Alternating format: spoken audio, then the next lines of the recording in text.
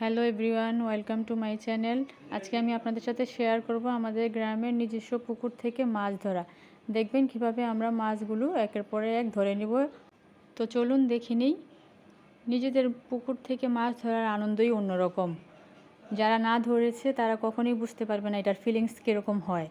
এটার আনন্দটাই অন্যরকম। দেখতে পাচ্ছেন আপনারা, একে একে জাল টেনে উঠাচ্ছে।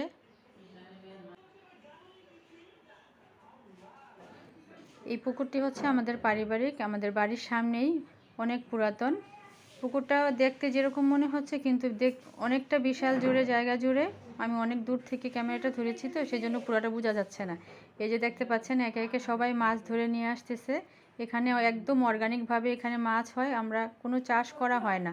বর্ষা যখন আসে পানি আসে, আবার বর্ষা যখন চলে যায় যা পানি থাকার থেকে যায়, কিন্তু প্রচুর মাছ রয়ে যায়। এই মাছগুলো নিজস্বভাবে ধীরে ধীরে বেড়ে ওঠে, এখানে কোনো ফিড দেওয়া হয় না। খেতে ভীষণ স্বাদ। আমাদের পারিবারিক যখন বাসায় সবাই গ্রামে বেড়াতে আসে, একসাথে সবাই আনন্দ করে মাছ ধরে রান্না করে একসাথে খাওয়া দাওয়া করে, এটার মজাই আনন্দই ভীষণ আলাদা, যা বোঝানো যাবে না। দেখতে পাচ্ছেন আমাদের প্রায় মাছ ধরা শেষের দিকে। আর এখানে কি কি মাছ ধরেছি দেখার জন্য অবশ্যই ভিডিওর শেষ পর্যন্ত থাকুন।